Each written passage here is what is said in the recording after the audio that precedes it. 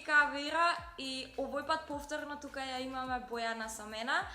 Повторно сме во канцелариите на мој психолог и денеска ќе зборуваме малку за искуството на Бојана со незините клиенти на оваа тема, каква е состојбата, дали имаат луѓето, девојките, мажите проблеми со оваа тема или не, можеби за без веза збориме, можеби не треба да збориме.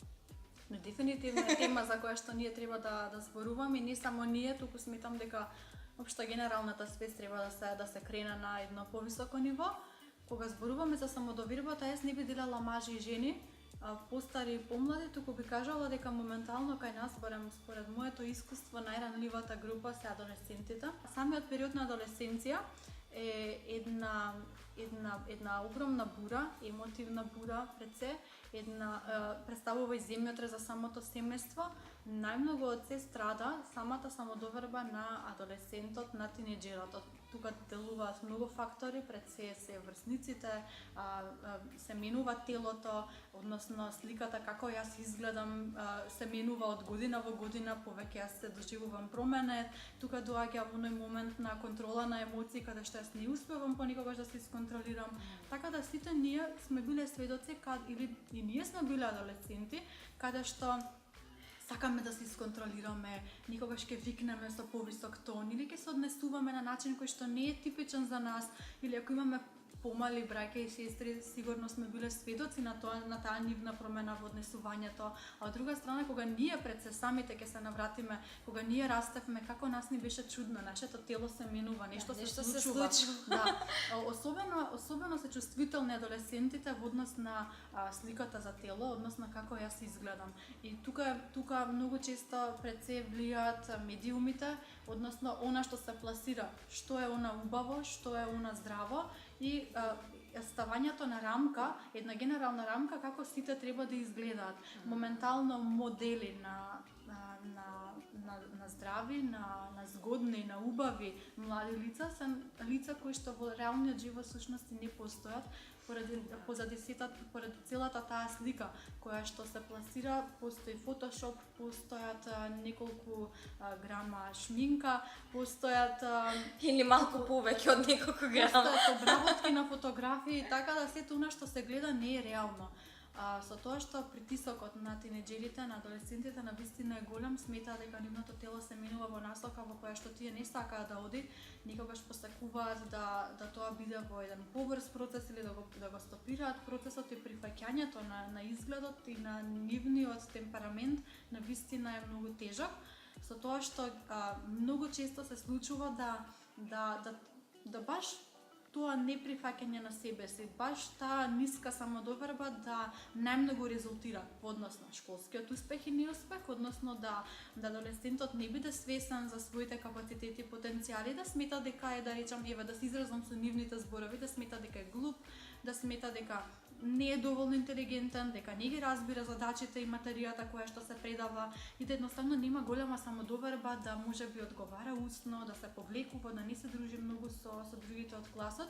И од друга страна, тука веќе стапуваат оние први интеракции со луѓето пред се од спротивниот, па и од истиот пол, каде што се оформуваат оние први интимни и блиски релации и врски. Понекогаш токму во тие блиски релации и врски многу често знае да се дојде до оној судир, до која е онаа слика која што јас ја имам за себе и каква слика ќе добијам како фидбек, односно како оној значаен друг мене ме гледа.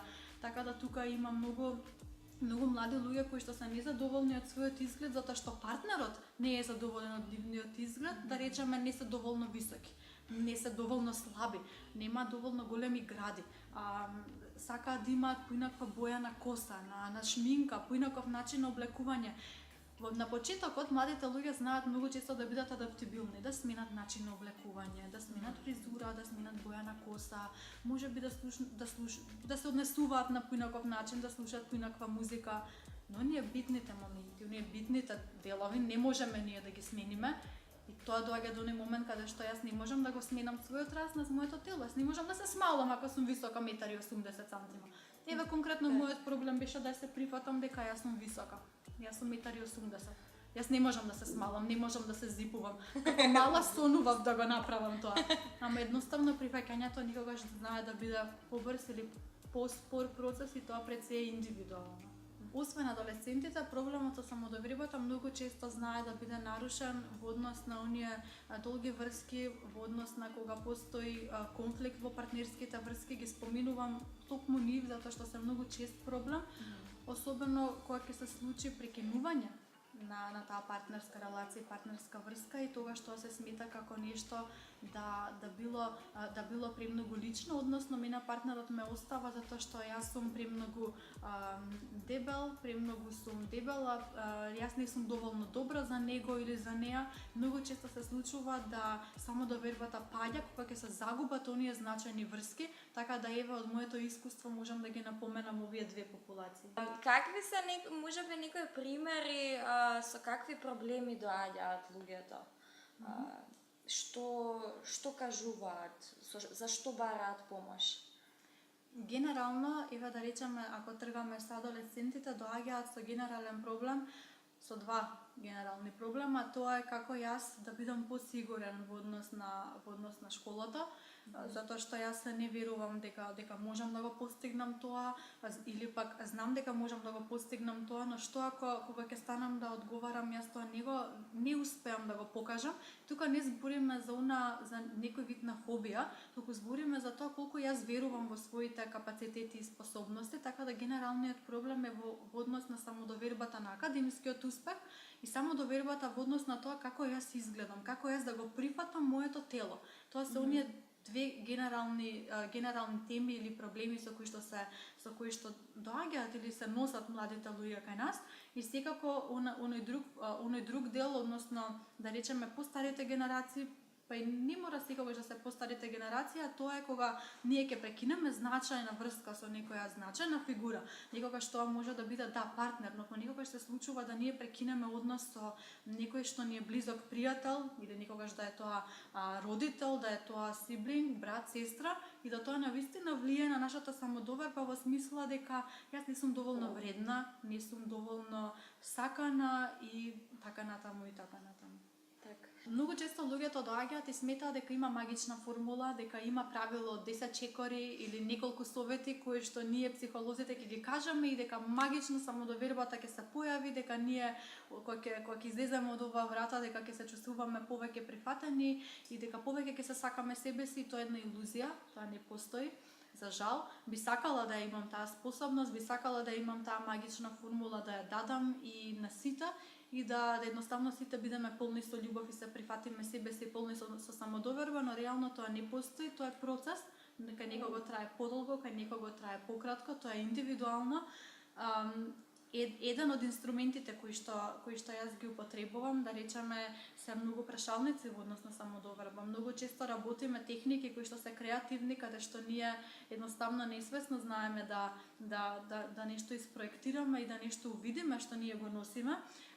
Во канцеларија не случајно имам и огледало големо, кое што многу често го користам баш во овие терапевски цели, каде што многу често ги терам да клиентите застанат пред тоа огледало и да давам стикери на кои што тие треба да си запишат што е она што не го сакаат кај себе или на едната страна, а што е она што го сакаат кај себе на другата страна и да видиме што е она што повеќе ќе натежне или кои стикери на која страна повеќе ќе доминираат и кога ние повторно ќе се погледнеме себе си во својот одраз, кога ние навистина подлабоко и повеќе време ќе гледаме, веќе сваќаме дека многу од тие работи не се толку важни, дека ако јас сметам дека моментално не сум задоволна од мојата животна ситуација сега, и ако јас на едниот стикер имам ставено дека можеби не сум задоволна со изгледот на моите уши, па дали мојата среќа навистина зависи од изгледот на моите уши? Дали јас ќе бидам посреќна ако имам минимум 2 килограми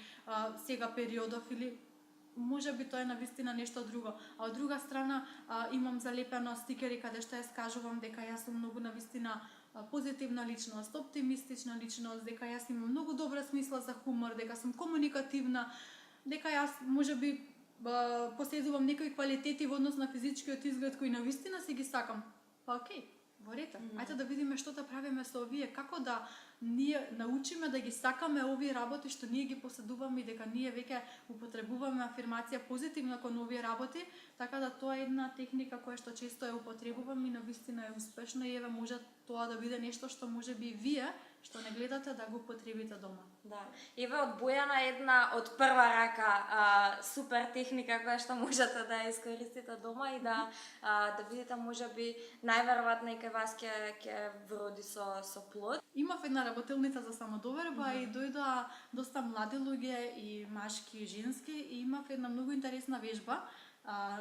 Имав куп весници и дадов задача да и двете групи поделено да искреираат совршен маж, совршена жена, како човечка фигура, со тоа што смеат од сите тие весници да исечат парчиња од тело, очи, рака, нога, коса. Знаете колку беше смешно што ништо тоа што искочи не беше идеално и не беше совршено како генерална слика. Можеби ногата беше најубава нога од сите 30 весници, ама генерално таа нога во таа слика не беше совршена. И тука баш беше оној момент на целта на вежбата каде што да, ние можеби не сакаме некој дел од нашето тело или кога веќе зборуваме нели за сликата за себе во однос на физичкиот изглед. И ако ние се фокусираме само на тоа дека ние тоа не го сакаме, тогаш најверојатно, знаете, и другите ќе го приметат тоа. Тоа е исто како ако јас можеби не го сакам мојот нос и постојано кажувам видете, не, мојот нос се гледа. Не, ајде сликаме од овамо мојот нос се гледа и ние постојано го потребуваме тој наш нос. Тогаш најверојатно сите луѓе ќе не гледаат токму во нашиот нос. Така да исто е, ако ние сметаме дека некој дел од нашето тело е прекрасен, дека ние го сакаме, најверојатно дека ако ние тоа го потенцираме и другите тоа ќе го приметат. Така да како ќе биде кога тоа нема да биде само за одреден дел од телото, туку ќе биде за целите ние, односно нашето тело во целина. Так. И веќе ка види колку си прекрасна. Ти си многу прекрасна. Фала ти Бојана. Бојана ќе биде тука и понатака во видеата. Ќе правиме муабет за најразлични теми, нели поврзани со себе ова, со самодоверба, со љубовта кон себе си, со нашето нели психичко здравје. Се гледаме во наредното видео. Во меѓувреме следете Бојана, мој психолог на Facebook, мене на Facebook, Instagram, YouTube, секаде Кика Авеира и се гледаме во наредното видео. Чао, чао. И слободно можете да ми пишете доколку имате некое прашање во врска со самодовербата. Така. Чао. Пишете. Чао.